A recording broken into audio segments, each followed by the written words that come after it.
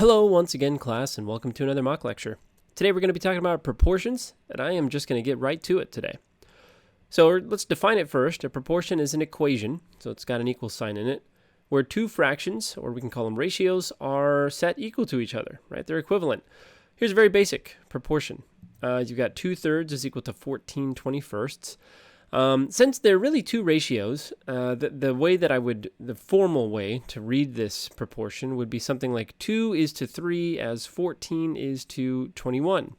And actually, the 2 is to 3 is referring to the 2/3, the as is referring to the equal sign, and then, of course, the 14 is to 21 is kind of referring to the 14/21. A ratio is just another name for a fraction, and so whenever I say ratio, just think about fraction and vice versa. There's three different ways, by the way, that I would think about making sure that a proportionality is true. The first is that proportionalities their numerators and denominators are multiplied by the same number. So 2 times 7 in this case gives you 14, and multiplying by 7 on the bottom gives you 21. So this is a true proportion. In fact, what we've done here is essentially reduced 14/21 into 2/3, and we'll talk about that here in a second. The second way that you can check to make sure a proportion is true or not is you can utilize what's called the cross product, or you could cross multiply is the verb that I would use there. And cross multiplying in this case yields 2 times 21 is equal to 3 times 14. And you might be wondering, what is this cross product? What is this all about? I'm just using algebra, right? You've got 2/3 is equal to 14/21, and I'm multiplying both sides by 3 to get rid of this 3. And then I'm multiplying both sides by 21 to get rid of this 21. So you're just left with 21 times 2, and that's equal to 14 times 3. So you can think about it kind of mostly as, we're doing two multiplications at one time whilst also canceling our denominators. And that's what gives us this, right? And we get the same number, right? 2 times 21 is 42, 3 times 14 is 42. So we know this proportionality is true. We're looking at something that's a true equality here. The third way is you could actually just reduce your fractions to the same thing. Very typically, you reduce them to what's called a unit ratio. I didn't do that here. I actually just took 14/21, blew up the numerator and the denominator into their prime factorizations, and then noticed they both have a 7 in common, so I canceled it, and so I just got 2/3. Right? So 2/3 equal to 2/3 here. Right? So we're done. Those are the three main ways you can check to see if a proportionality is correct. But the main way that I use to solve them is the cross product. I like to solve proportion equations using the cross product here. Okay. And again, those are ways to check. So let's go over some basic examples. Let's say that we want to solve the proportion 15/19 is equal to x over 114. So I would just use a cross product. Very simply, let's cross multiply this equation here, and you get 15 times 114 is equal to 19 times x. And again, just for those of us that want to see, what the heck is going on here, I'm just taking the equation, right? 15/19 is equal to x over 114, and I'm just multiplying both sides by 114 first. Right? That cancels the 114. So now I've got 15 times 114 over 19 is equal to just x. But then I want to get rid of this denominator, so now I'm multiplying both sides by 19, which gets rid of this denominator, and that's how we get, right, this thing over here. So doing the multiplication gives us 1,710 is equal to 19x, at which point we're just going to divide both sides by 19, so we get 90 is equal to x. And that's it. 90 is equal to x for that one. So 15/19, 15 is to 19 as 90 is to 114. Here's another example. X plus 3 divided by 10 is equal to 12 over 5. Go ahead and give this one a shot. All right, welcome back. I'm going to assume that you gave it a shot. Cross multiply.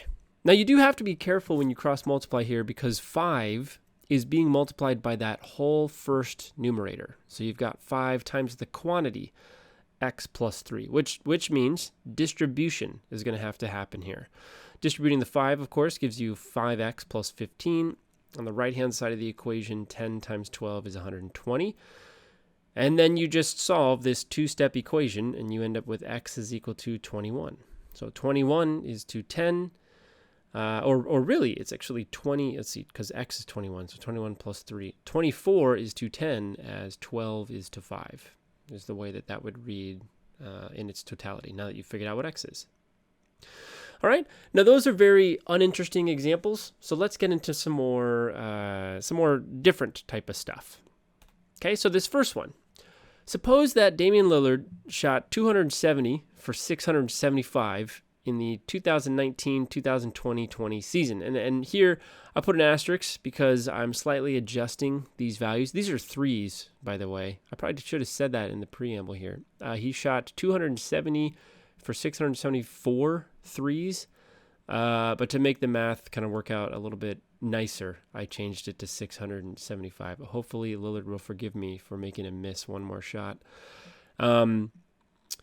Assuming his first game next season is proportional, right, to this ratio, to 270 over 675, how many threes will he make if he attempts 10 three-pointers? Okay, so first thing we're going to do is we're going to set up the proportion. We have 270 over 675 is equal to x over 10, right? We know he's going to take 10 shots. Let's say we somehow know he's going to take 10 shots in his first game next season. How many of them will he make if it's in proportion with his last season shot chart? Okay, so I'm just going to cross multiply. We get 270 times 10 is equal to 675x, which gives us 2,700 is equal to 675. And the reason I adjusted 674 to 675 is because that division gives you 4. Divide both sides by 675, and you get a nice whole number. So he would make 4. 4 of his 10 three-pointers. He was a 40% shooter last season. Okay, and that's it. Okay, here's another one. Suppose you find the recipe for a restaurant-grade, award-winning pancakes online, but their recipe calls for large quantities of ingredients. In particular, the milk-to-flour ratio is 5.5 cups of milk for every 9 cups of flour. But let's suppose that you go to your pantry and you only have 2 cups of flour, right? You shouldn't say to yourself, oh, well, I guess I'm not making pancakes, right? Especially if it's just like you and one other person you're making pancakes for. 2 cups of flour is going to be fine. Just adjust the ratio. How much milk should you use if you only have 2 cups of flour? So first things first, we're going to set up the ratio. And one of the things that I haven't stressed yet up until this point is that when you're setting up the ratio, you can set it up however you want. Like I'm going to do milk over flour, but you could very easily do flour over milk. But your second ratio has to be the same, right? So I could have just as easily set this up as 9 cups of flour over 5.5 cups of milk is equal to 2 cups of flour over X cups of milk, right? The cross multiplication is going to give us the same thing. You just have to make sure that your units are in the same location. Milk is in the numerator, flour is in the denominator. Okay, but to solve this thing, we're just going to do some cross multiplication. We get 2 times 5.5 is equal to 9x, which is 11 is equal to 9x. Then you divide both sides by 9, and you get 1 2/9 cups of milk. Okay, so what I would do, right, in this situation, right? Sometimes life just is like this. There is no 1/9 cup typically in a standard set of different measuring cups. So what I would do is I would take 1 cup and then a 1/4 cup, but don't fill the 1/4 cup all the way, right? 2/9 is a little bit less than 2/8, which is 1/4. So I would just not fill it up all the way, and she'll be right, mate. Now, there's actually a second way to work with proportions, right? To illustrate, let's look at one more example. Okay, and in this one, suppose that you work for 7 hours and you make $65.50 for your work. I don't know why I put a question mark there. That's not a question, that's a statement. You make this much, right, in 7 hours. How much would you make if you worked for 9 hours? Okay, now since I'm introducing kind of a new way, let's just start off with the normal way first, right? You'd have a dollar amount over 7 hours. the 65.50 over 7 hours, and then you'd set that equal to some unknown dollar amount over 9 hours, right? Dollar over hour has to be set that way if you're going to do it. Again, you could flip this fraction, but just make sure that you also flip this one if you do that. What I'm going to do instead is I'm actually going to calculate this ratio. What is 65.5 divided by 7? So I did that on a calculator, and I did not get the nicest number. I got 9.357142, and then some other stuff. So I'm going to round to the second significant figure. I'm going to round to the cents, basically. So I rounded it to $9.36 cents per hour. Right? That's a rate. In fact, that particular rate has a special name.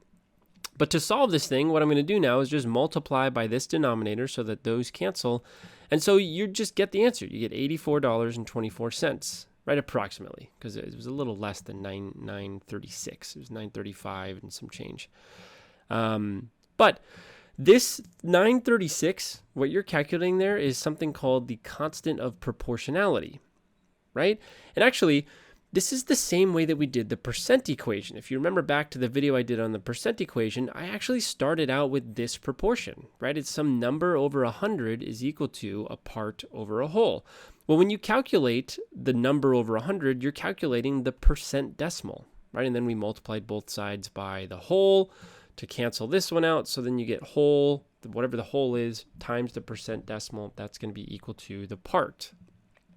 Okay, the percent equation comes from a proportionality. It comes from this kind of secondary way to figure out proportionality equations. And again, this is this percent decimal. That's called the constant of proportionality. Sometimes you can call it the unit ratio, which I think I said before in a previous slide, but that's what I meant by that.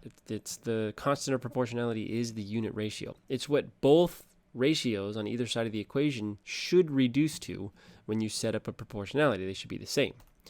So if you take Damian Lillard's example, you could calculate the constant of proportionality. You could calculate his, and this is what ESPN stats do, right, or basketballreference.com or whatever you're using.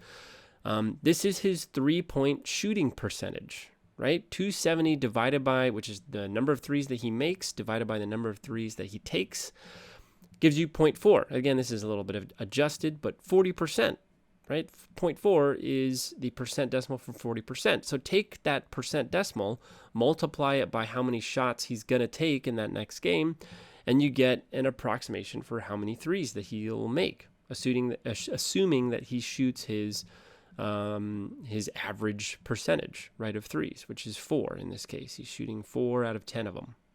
You can do this in the pancake example, right? 5.5 divided by 9. Calculate the unit ratio. Calculate the constant of proportionality.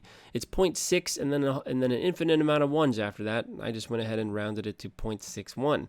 So you can take that unit ratio. You can take that constant of proportionality, multiply it by how many cups of flours that you have, and that's just going to straight up give you the cups of milk that you would need. So that is it for this video. Hopefully that was helpful. If you have any questions, leave a comment below. Thanks a ton for watching, and I'll see you in the next one.